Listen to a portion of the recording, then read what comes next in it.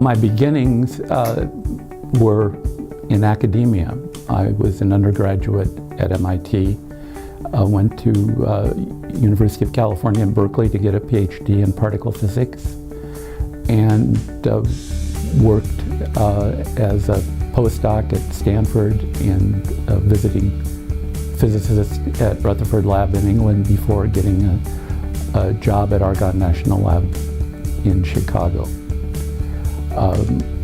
During this time, my father was running a successful real estate construction and development company, and I was seeing him and coming back to visit on a regular basis. And then in 1980, my father was diagnosed with cancer, and he began to sort of train me to be a successor. In conjunction with my sister, who is 4 years younger than me, but working in the company. When my father passed away in 1985, we transformed the company from a construction company with a real estate development wing to primarily being a real estate development company.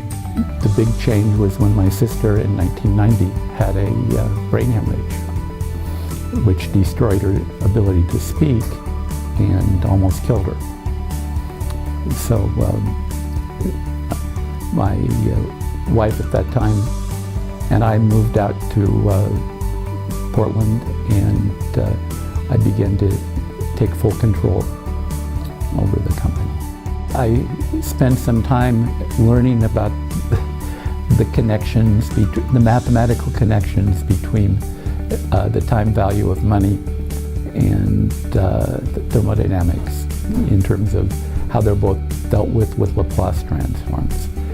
So basically, I had time to educate myself as to what it takes to evaluate investments and turn dirt into something that produces income. I don't think I've given enough credit to the professionals in my company here who understand my limitations and my strengths and have worked with me to make this a very successful company. I've had a great group of people to work with, and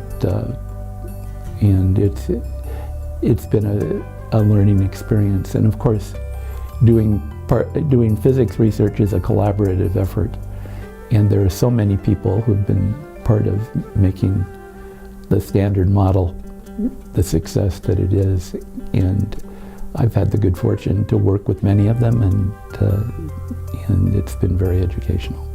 I've always viewed being a developer as a side mission, if you will. My heroes have always been physicists. I consider myself a physicist, and I continue to do research in physics. I've just transferred from being a staff physicist at Argonne National Lab to being an adjunct professor at the University of Michigan.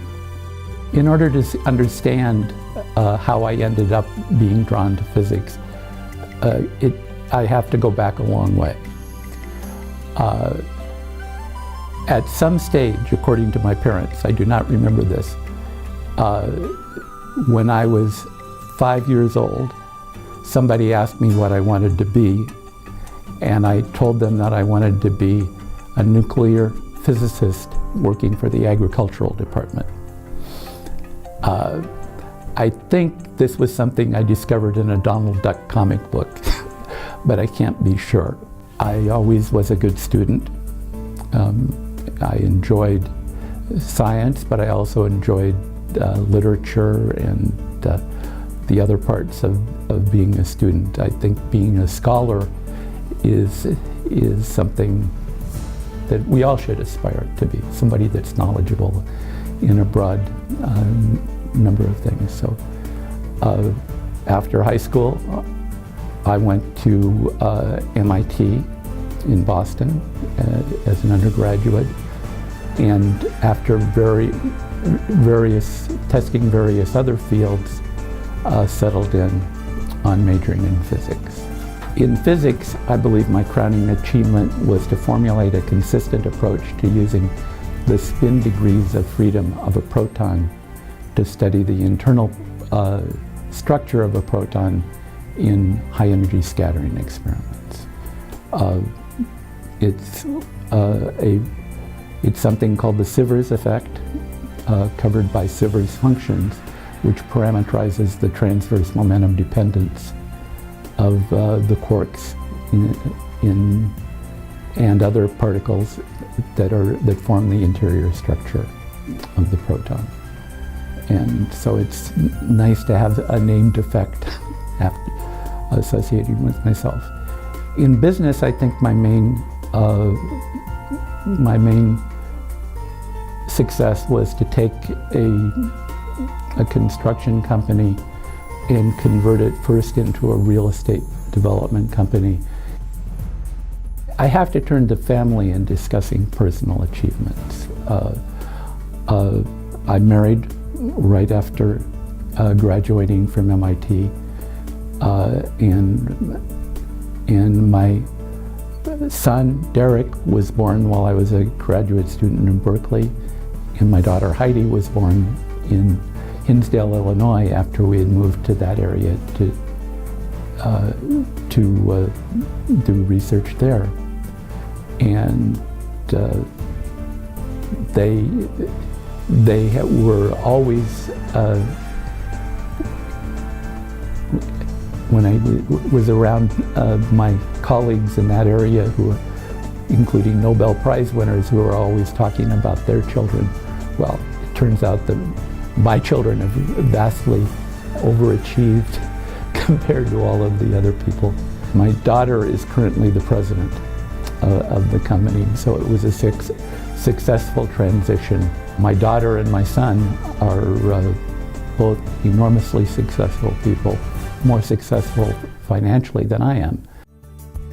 I haven't mentioned my wives in discussing my family, but